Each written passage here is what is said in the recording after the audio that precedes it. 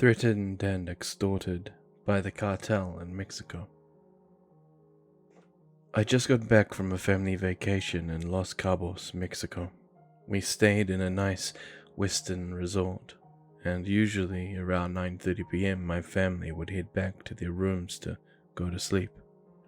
Naturally, as a 25-year-old, I wanted to stay up and party or go drinking at bars, but my older brother was working remotely and wouldn't go with me. After the family went to bed, I went out to a bar around the corner from my hotel and ended up befriending the locals there and a 29-year-old guy from San Diego named Luke who was there for a wedding. We started hanging out every night after my family went to sleep, and on the third night of the trip, Luke asked if I wanted to meet him downtown in Los Cabos with his friends. I really wanted to, but I was at an important dinner with the family that went on later than usual. I ended up staying home that night. The next night I met him at this huge Pablo Escobar-esque mansion that they rented on Airbnb, and he told me it was good. I couldn't make it out the night before because of how scary of an experience it was. He explained to me that the night before his buddy was taking a piss outside and someone approached him and held out a key with a bump of coke on it. He snorted the bump, and the person who offered it was now demanding he buy an $80 bag from them. He was drunk and refused. While getting pretty aggressive towards them, things went from bad to worse as the Mexican who offered the bump started following their group from bar to bar for the next 3 hours, taking pictures of them. He called his friends, and there were now a group of them following behind, claiming to be affiliated with the cartel. They warned that if Luke and his buddy didn't pay them, they were going to call their boss. Luke eventually went over and tried to smooth things over. They told him his friend had stolen from them and it was going to cost him his life if someone didn't pay up. The cartel member also pulled up his shirt, revealing a 9mm pistol in his waistband.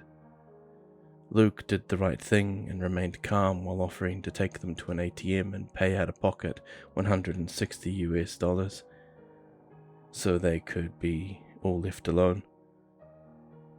The cartel member gave him an empty coke bag and abruptly left.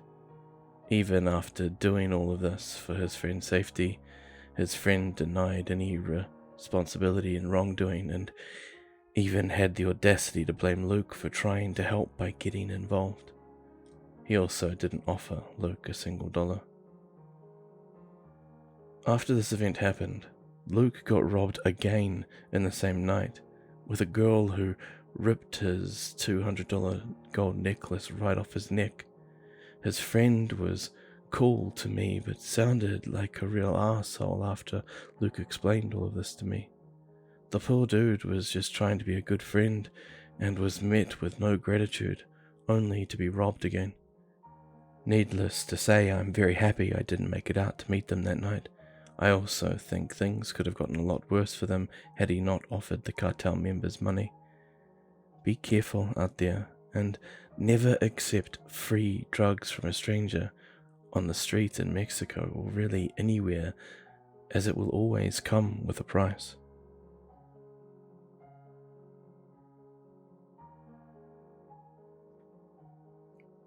A lonely road in Mexico. Back in December 2020, I went to Cancun for our vacations. It was one of our dreams to visit this beautiful country and enjoy their food, their culture, and their history. But in the trip there was one incident that turned out to be really scary and terrible to remember. On our first day, we decided to go visit the pyramids in Chichen Itza.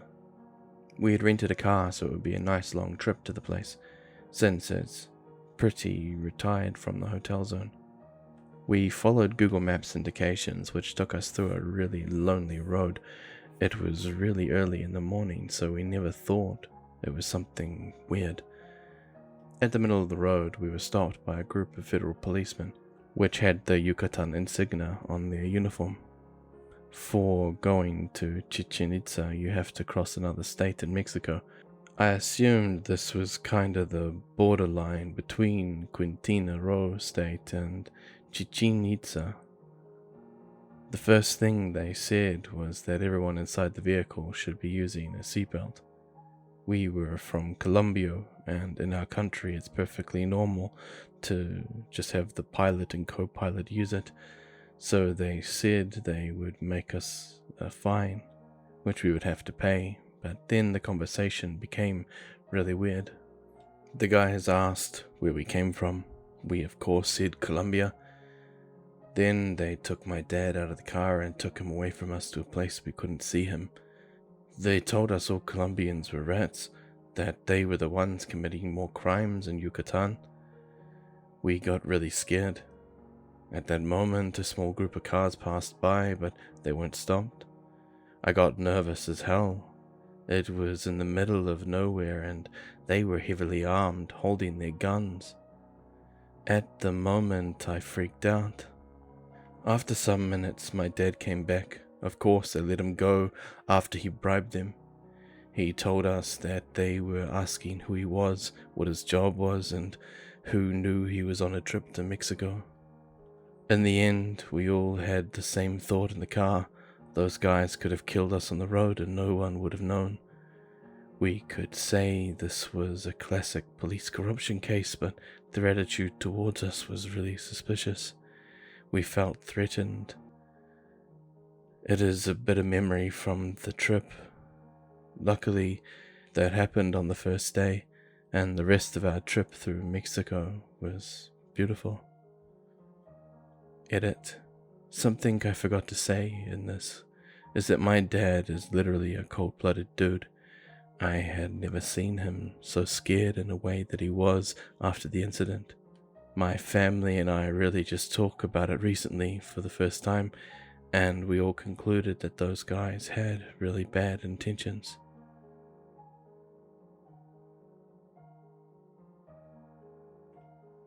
The Glov Man. So, I'm a 29-year-old guy who lives by himself in a city in New Mexico that's not exactly known for safety. At the time of the story, I was living in a gated apartment complex with tall fences, security guards, cameras, and my next-door neighbor was a cop, so I felt pretty secure. My 24-year-old sister was living with our parents during quarantine and decided to come visit me for a few months for a change of pace. We like to take walks and got pretty bored with our route around the block. We ended up walking through a mobile home establishment nearby, which was lower income and a little run down, but we had no reason to suspect it could be dangerous. We went a bit out of our way to check out an arroyo that cut through the neighborhood. The arroyo itself is fenced off, but we were able to stand on a bridge where the road passed over and get a good look. We noticed that some people had tagged the sides of the arroyo under the bridge, and I got a little distracted trying to read it. While I was bent over the railing, trying to see down, my sister started thumping me on the back, saying, "Someone's stopping, someone's stopping." We were standing on the sidewalk with our backs to a busy main road. We weren't obstructing traffic, and there was no reason for anyone to stop.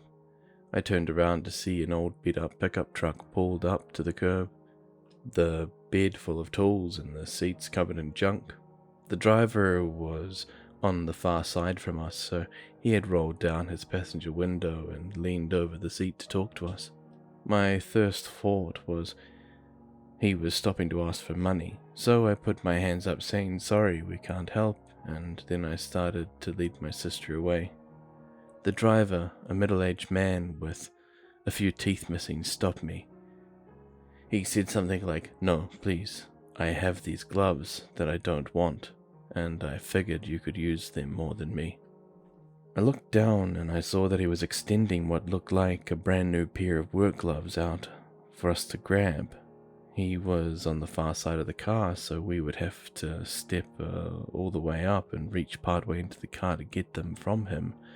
I thought it was weird, but probably harmless, but my sister was visibly uncomfortable. So we told the man no thank you and began walking away. That's when he started following us.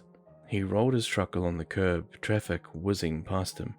The curb was not very wide and he was on a 40-mile-per-hour busy road, so he should not have stopped on that side.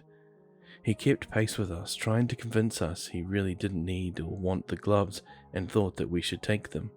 My sister told him we already had gloves, but thank you. And I said we didn't even have a garden.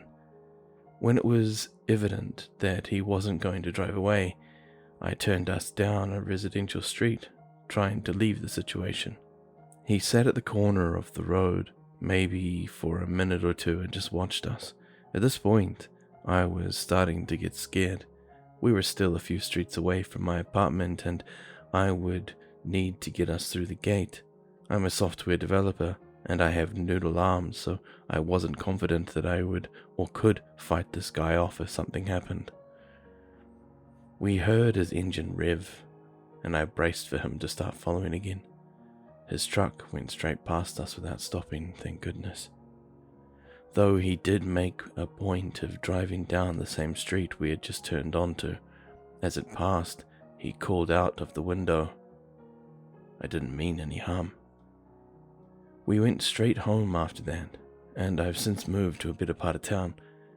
This was a weird experience for me, and neither me nor my sister can figure out what the guy actually had in mind when he was doing this, if it was malicious or not.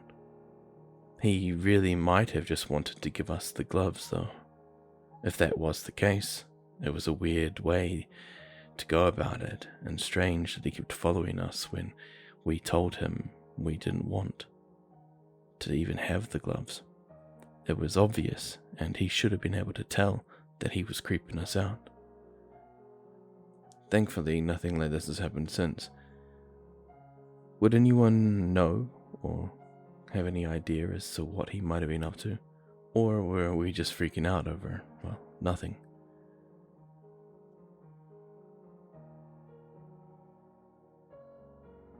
Cornered by strangers in rural New Mexico. When I was 20, I was traveling through New Mexico on my first solo road trip.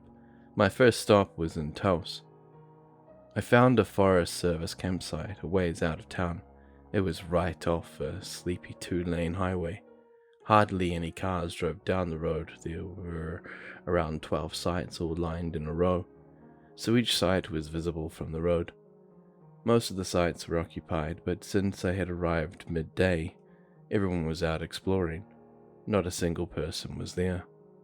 I walked around a bit and decided on the last site at the end of the row, because it only had one neighbor and I like my privacy. I paid for my site. You put your cash into a lockbox and then parked my car.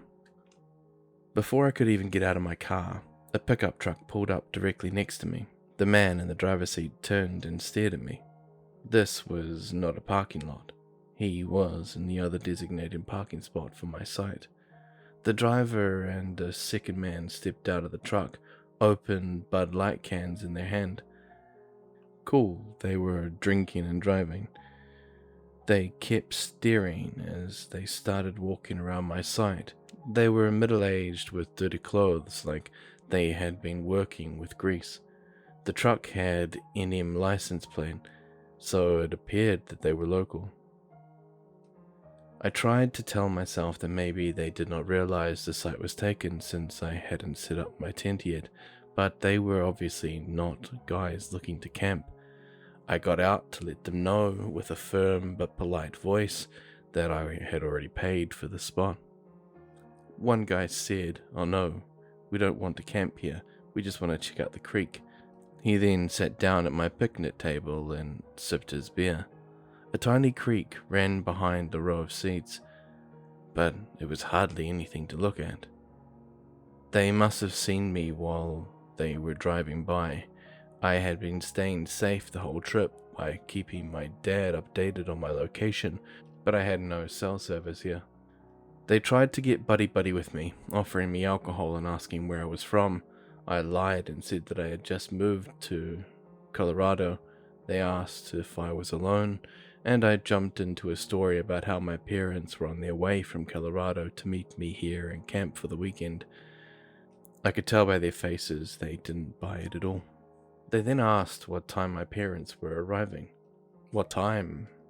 I did not answer except say that they were on their way and that they would be here soon. At this point I was terrified, but just kept up my resting bitch face and firm voice. No cars were driving down the road, and I did not stand a chance against them if they grabbed me. I explained that I was busy. I didn't have time to chat because I needed to set up my tent.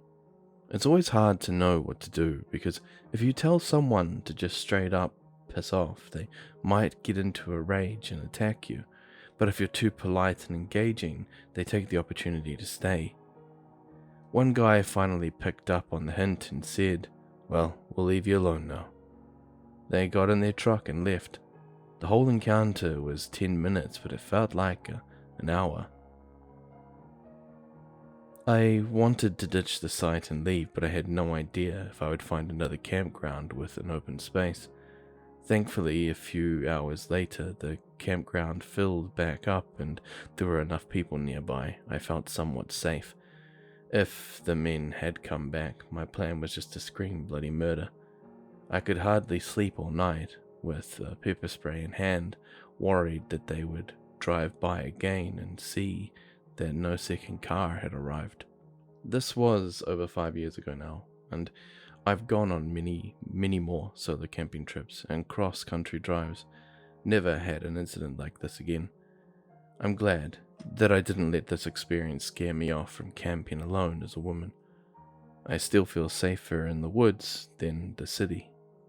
Here are some things that I took away from this encounter which have kept me safe and helped me with some of my anxiety. 1. If the same thing were to happen again, I would not step out of my car.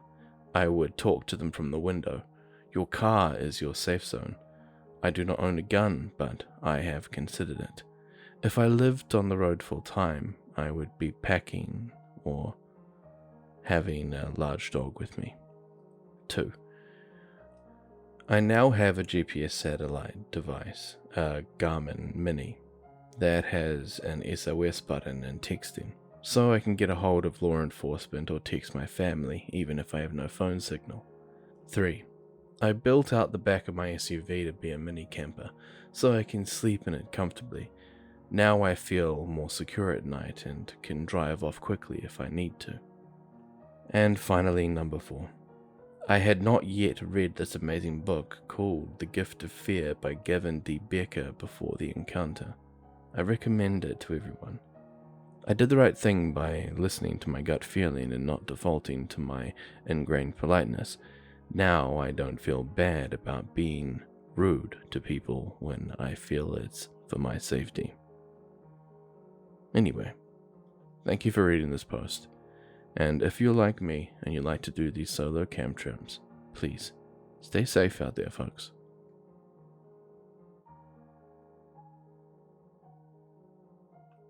Creepy guy in high school, traumatized and terrified me until this day, 10 years later.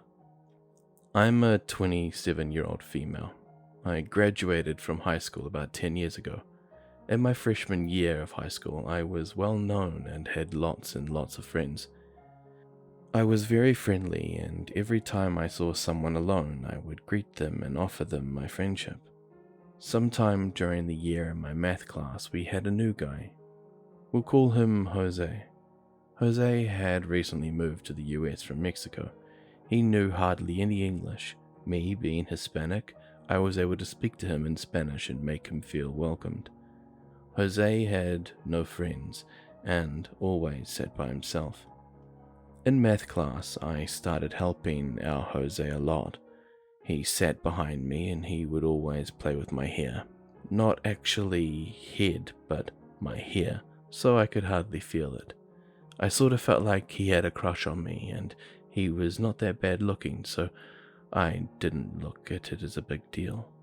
For a few months, 2 to 3, he played with my hair. It became a norm. He said he really liked my hair towards the end of those months. He said he wanted to play a game and asked me to write the things I loved the most in life. He would do the same, and we would both share the paper. Of course, I wrote down my family, God, friends, and a whole bunch of other things.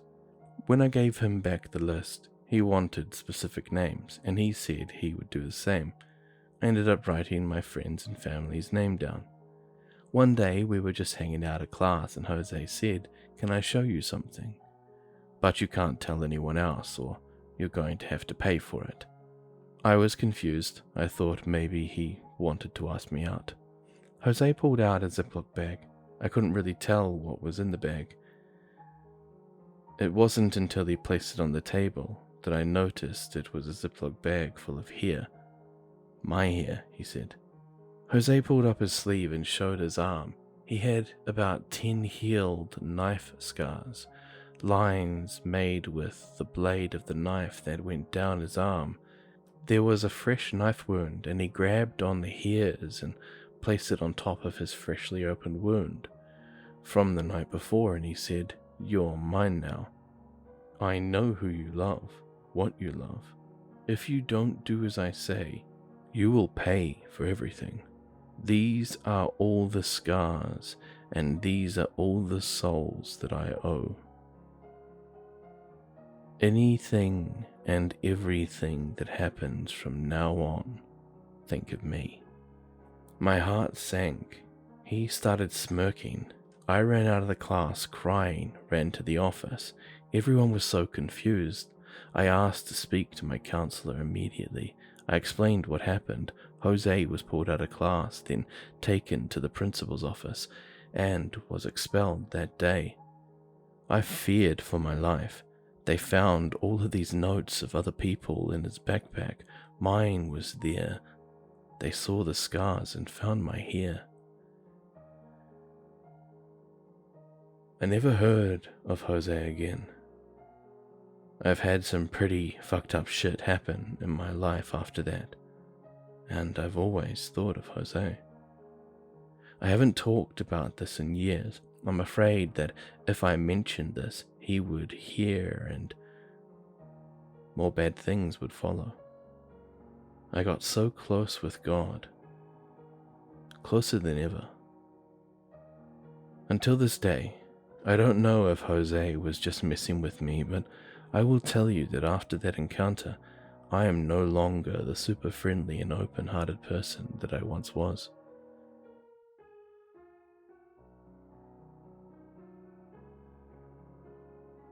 Working protection along a very dangerous border region of Mexico. I got a call from a friend who asked if I would be interested in accompanying and driving him and another gentleman to the border of Reynosa and Texas.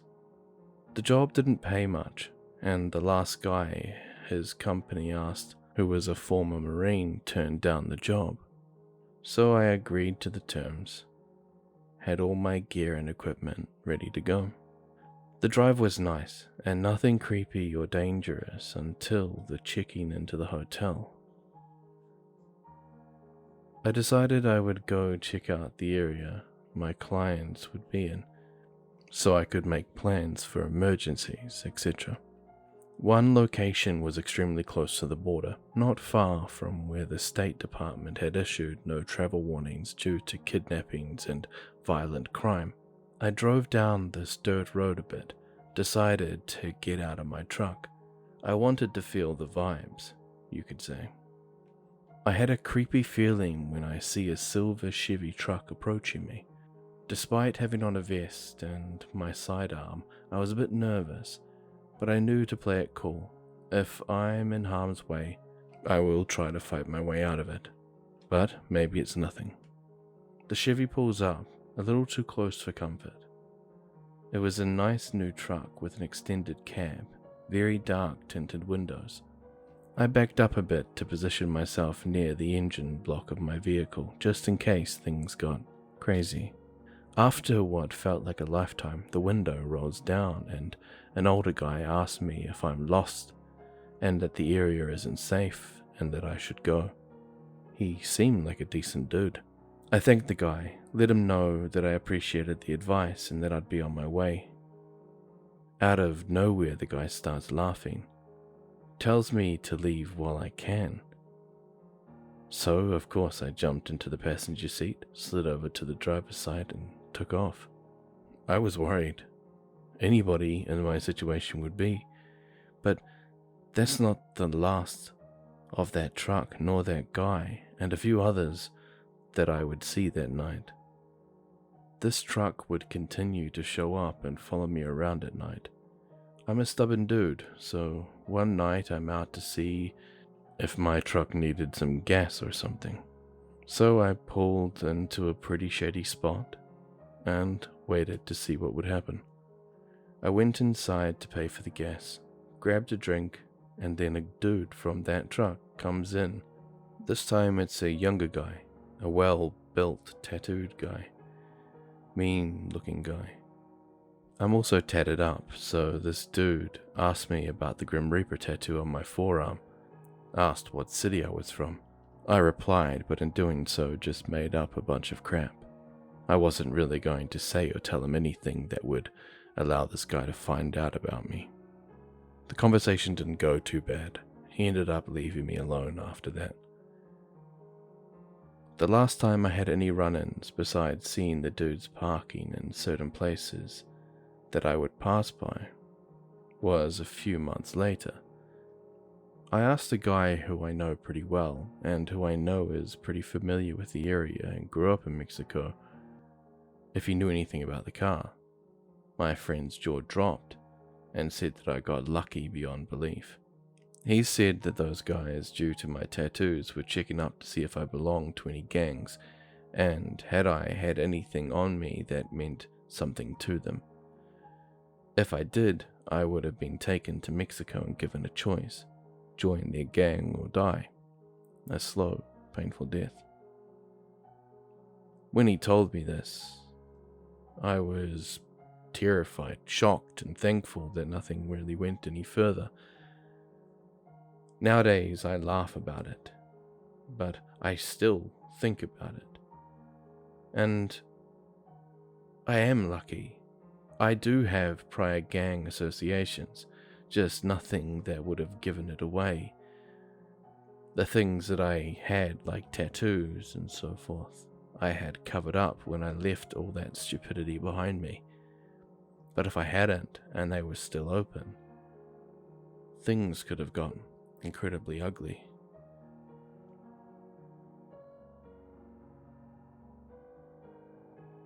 Guy waited 2 hours outside my job. A little bit of backstory. I live in a little town that is roughly 45 minutes from Seattle.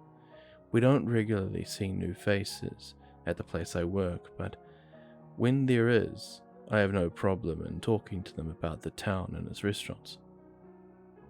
Okay, so this happened in December, on the 30th to be exact. There was this new gentleman who recently moved into town from Mexico. He didn't speak English, but luckily I'm fluent in both Spanish and English, so we were able to have a conversation. He's been coming to my work roughly 8 or 9 p.m. every night. Every day, pretty much, for the last week. And he orders his food, sits down, talks with me. He pays with his card. I've promised this is important. And then, when he'd start, he'd ask me if I had a boyfriend, if I was in school, how old I was, and things like that. I didn't think his questions were weird because most people who come into my store ask me the same things. He, at this time, got his food, thanked me, and was on his way out the door. I'd see him pull up out of the parking lot in a tan Honda Civic, and he would always wave. But anyway, let me get to the real story. It was 6 or 7 on a Saturday. He came in, asked for his food, and started talking to me again, as normal. He asked me what time I was going to be getting off, and I told him 9. I ignored this and continued the conversation. He got his food and left. A few hours passed and I was finally off work. I had to head to the grocery store across the parking lot, and as I walked outside, I saw his Honda, and he was inside. By this point, it had been 2 hours since I saw him in the store. I thought it was weird and rushed to the store, and this is when I heard him turn his car on. Right as I got into the store, he parked his car by the entrance and rolled his window down. I was weirded out now and decided to call my sister, and she told me that she thinks he's following me. I laugh it off, but at that moment he walks in with his phone to his ear and makes eye contact. He smiles and I quickly turn away as he comes to talk to me. I grab what I was there for and go to pay. I turn around to see if he's around and he's right behind me. I pay for my stuff and run back to the restaurant I work at. I tell my boss and he tells me that he knows who the guy is, but has absolutely no idea why he would do something like that. I don't hear from him again until mid-January. He comes back to my restaurant, orders his usual, and this time, however, he pays with cash rather than his card. As he gives me the cash, I look over to my boss who's watching, and he recognizes the guy. The man looks at me with anger in his eyes. My boss stayed silent as I sent the order, and instead of the man chatting with me, he goes and sits in his car until the order is ready. Thankfully, he hasn't come back since, but still, the whole ordeal has left me rather traumatized.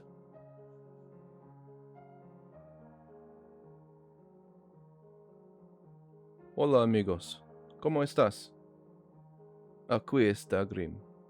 Hello everyone, Grim here. Thank you all for making it to the end. I hope my little bit of Spanish wasn't too butchered. It's been a long time since I have spoken in any other language besides Tagalog, so forgive me. But anyway, I'm glad that you made it to the end.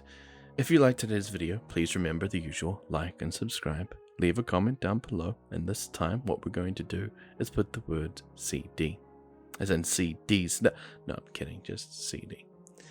Anyway, I'm not going to drag it out. Thank you very much for coming. This is the first in the installment of Scary Encounters in Mexico.